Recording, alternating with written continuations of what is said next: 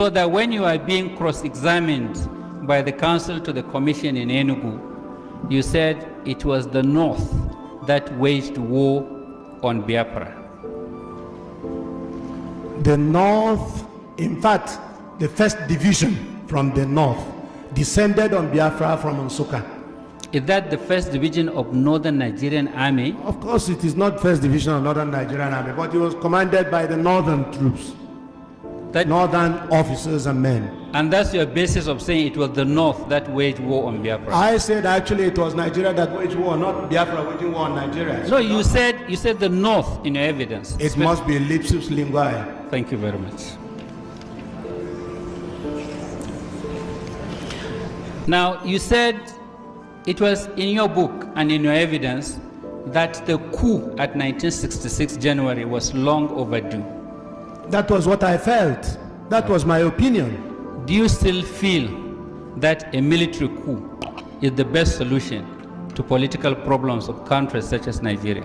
Now, as you are there now on oath. The situation in 1966 cannot by any means be equated to the situation now in Nigeria.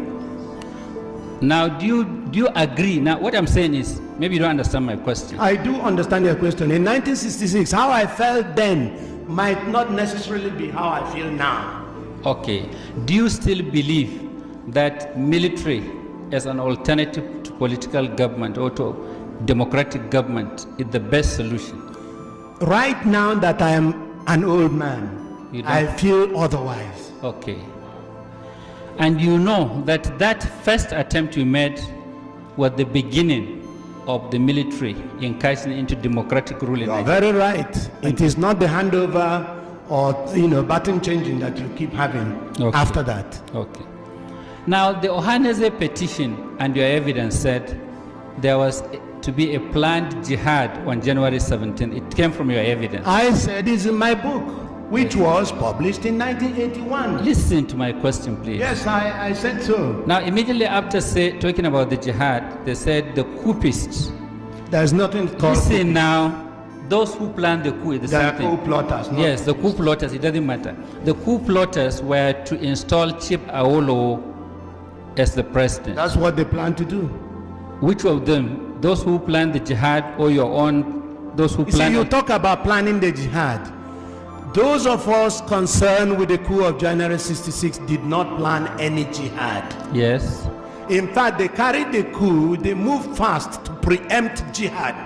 That's what I said. Listen, and no. It's so well recorded. No, it's no question of well recorded. You see, you planned a coup. Beautiful. The Ohaneze petition alleged that that coup was to prevent a jihad on the 17th. Beautiful. The following sentence in their petition says, those coup plotters wanted to install Chief Awolowo as the president of Nigeria. Something is amiss somewhere. Is it your group that wanted to install Chief Awolowo or the jihadists? That's all I want you to clear to the commission. The book I tendered here is very specific on it. Awolowo was to come and be the head of government. That's your arrangement? Our own, yes. Thank you very much. Yes. Okay. Now, do you believe that Igbos are being marginalized? Of course Igbos are being marginalized. Okay. Let me tell you something. Wait, you have answered my question.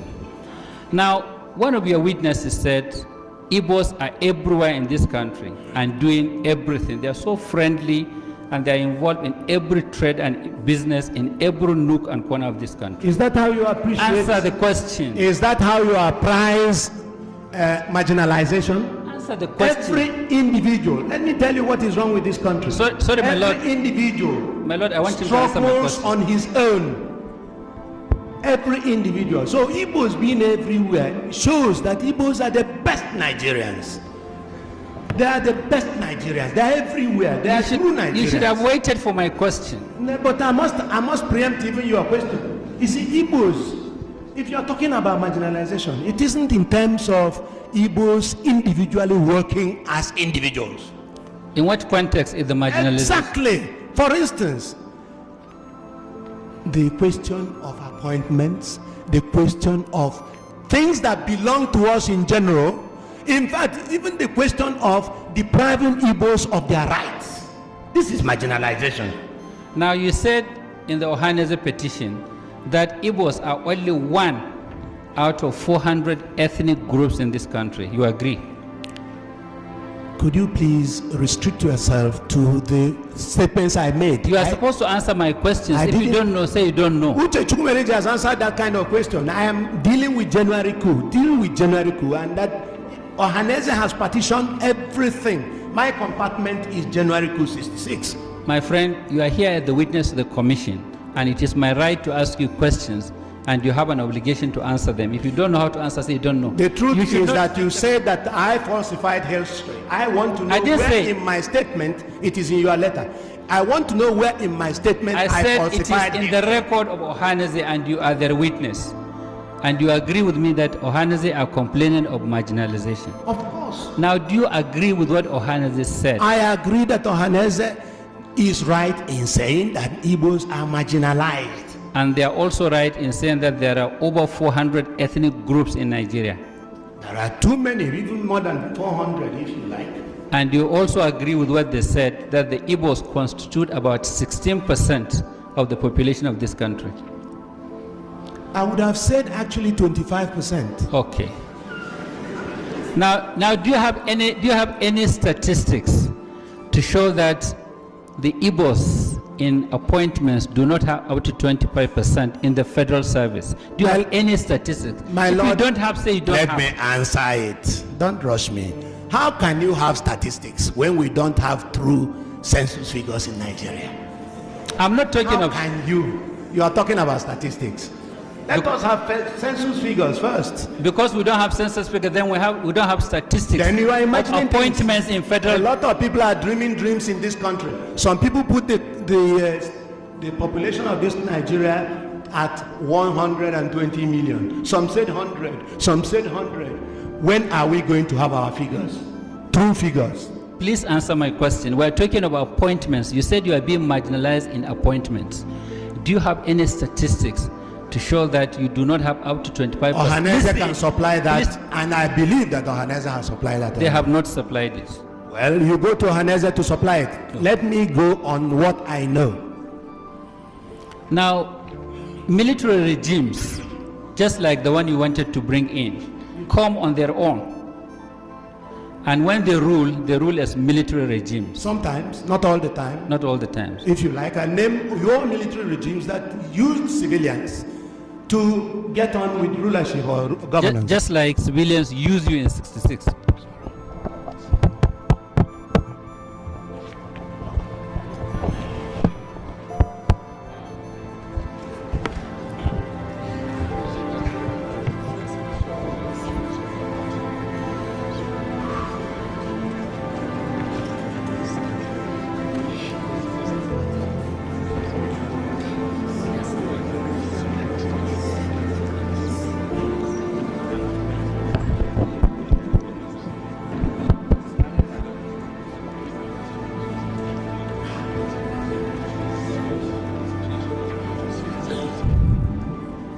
There was never any military regime in this country that ruled without civilians. Fair enough. That ruled without civilians. Good. I'm happy you are confirming it. That's what I said. Yes. And there was never any military regime in this country that ruled without representation from across this country. We never ruled Nigeria. No, I'm not talking. We of January 66 never ruled Nigeria, so you are not in a position to know who should have been in the government if we actually wanted to rule Nigeria. Okay. Now, in 1966, 60% of the officers of the Nigerian army were Igbos. 60% of the officer corps were Igbos. That is, in fact, an estimate, yes. Yes. And at that time, from your evidence and your book, one of the things worrying the Igbo officers was that there was the Nigerianization of the army, and some people were insisting on quota. You know, I took advantage of Nigerianization of the army. So I could not condemn Nigerianization of the army. No, I'm not saying you. What we took exception from was the question of anybody in trousers becoming an officer. That's what we took exception from. Okay. Now, when you left the army as a captain. Yes, of course. Yes. I didn't leave the army. I was bundled into prison. Okay, and then from there dismissed or retired? Up till tomorrow, we were not tried, so I don't know whether it's dismissed or retired. And all this is because you were involved in the January 66. Exactly. General Njuma. And as I told you, even Gawan did not try us. Yes. Rather, he gave one of us, our leader, he gave our leader a military burial and gave him full military honors whilst he detained us. And you could kill Ironsi for not trying us. And he left that gentleman for not trying us either. Now, at the time you planned the coup, or you were planning the coup, you knew that if the coup failed, your career in the army is finished. Fantastic, you are right. Then I knew. Yes. Then why were you complaining that some of your mates were major generals? You see, the trouble is that they didn't plan a coup. They were good Nigerians. That's why they became major generals. A lot of them became major generals because of coups. Successful and in fact, coups. they promoted themselves. You should have known that. Why are you laughing? You should have known that. They promoted themselves. That's why other countries laugh at us. Please go ahead. Yes, I'll go ahead, Mr. Bule. Mr. Bule, now in your book, you tried to state the reasons why you people gathered to organize the coup. You are right. Now, thinking back now, do you still regard those reasons as valid? Very. Listen, for a military takeover instead of a democratic change of government. You understand the question? The reasons were as valid then as they are valid today. The killings in the West and the killings in TV area prompted, in fact, an action from us. And there were other reasons. There were other reasons. They're all enumerated in the book I had tendered. Now, you use the rank colonel now because you are promoted in the Biafran army. Beautiful. And I prefer it. And Ojukwu also promoted himself. Fair enough. Fair enough. I don't know. When he comes, you'll ask him. Now, from certain publications we read, credited you, you are not in very good terms with Ojukwu. I am happy you said this. Yes. In other words, I have my own views on every issue. I am happy you said this. Yes. Because I fought the war on the Biafran side. I criticized Ojukwu for taking certain measures. And I'm happy you have my book there, The Fall of Biafra. I have my own views, just as I had my own views in Nigeria when I was an army officer, and my views tallied with some views by other people. Now, do you know that, like I said earlier, in every corner of this country there are Igbos living peacefully with other Nigerians? Living peacefully? Yes, with other Nigerians. Well, there are Igbos, correct, but living peacefully, I don't know. Because they are being murdered at every turn. They are being slaughtered at every turn. Anytime there was any riot, they are slaughtered. And you should have known that too. Are you speaking on facts or on what you read on the pages of newspapers? Well, all I can tell you is that there's even a case here. There are case is still there are Igbos across northern Nigeria. And probably Akaloka is living happily, isn't he? Probably. Do you know what Akaluka did? You brought the issue. Do you know what Akaluka did? Do you know the facts? Whatever he did. Listen, do you know the facts? Whatever he did, he should have been subjected to the rule of law. Listen, do you know the facts? The rule of law should have applied. Do you know the facts about Akaluka? You said that I listened to the radio and I read the papers. Look, I read the papers. Oh, so all I know is that he is not alive today to even deny what he's been said to have done.